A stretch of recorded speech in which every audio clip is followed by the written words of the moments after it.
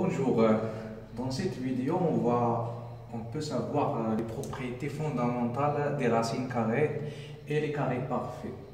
Prenons par exemple 5 au carré. Donc il est égal à 5 fois 5 qui donne 25. Donc le carré de 5 est 25. Donc là on peut écrire racine de 25 égale à 5. Pourquoi? Parce que 5 fois 5 égale à 25. Le carré de 5 c'est 25 et la racine de 25 c'est 5. Donc la racine carrée a rarement une valeur exacte. Donc prenons les 10 premiers cas. Par exemple la racine de 1, racine de 2, racine 3, 4, 5, 6, 7, 8, 9, 10, 11, etc. Donc là, comme vous voyez, la racine carrée a rarement une valeur exacte. Pourquoi? Parce que ça donne toujours des valeurs décimales, sauf quelques cas que l'on appelle les racines ou bien les carrés parfaits. Comme racine de 1 qui est égale à 1. Racine de 2 donne toujours une valeur décimale, racine de 3 aussi, racine de 4 qui est égale à 2, donc c'est un carré parfait.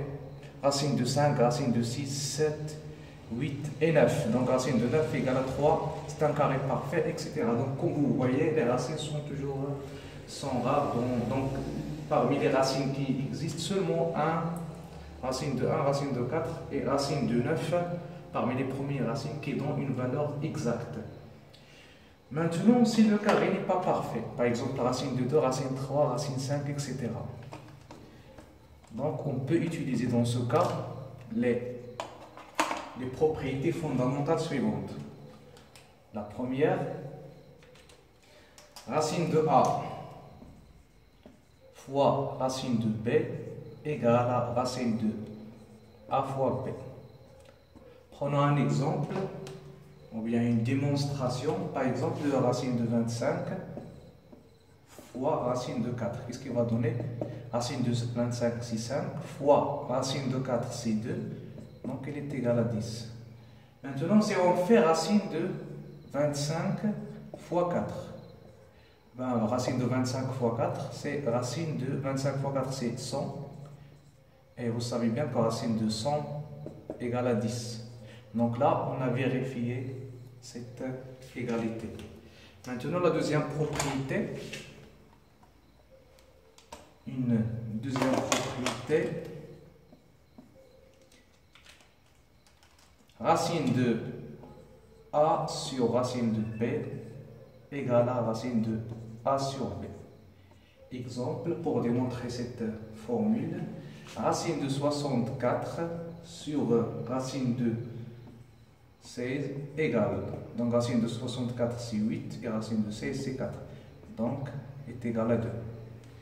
Maintenant si on fait racine de 64 à la fois sur 16, donc racine de 64 sur 16 égale à racine de 4, parce que 64 divisé par 16 donne 4 et racine de 4 égale à 2. Donc on a vérifié la deuxième propriété. Maintenant, la troisième propriété pour les racines qui ne sont pas parfaites et aussi pour les racines parfaites. On peut utiliser ces propriétés fondamentales. Donc la troisième, c'est racine de A fois racine de A égale racine de A au carré, ou bien racine de A au carré égale à A.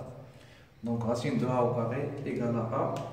Donc des exemples, racine de 5 fois racine de 5 égale directement à 5. Maintenant, la quatrième propriété, si pour la quatrième propriété, ce qu'il ne faut pas faire. Il ne faut pas écrire racine de A plus B égale à racine de A plus racine de B, donc ça c'est à éviter.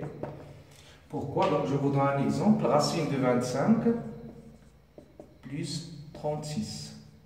Donc, égal à racine de 25 plus 36, c'est 61. Donc, en utilisant la calculatrice, ça va donner presque 7,81.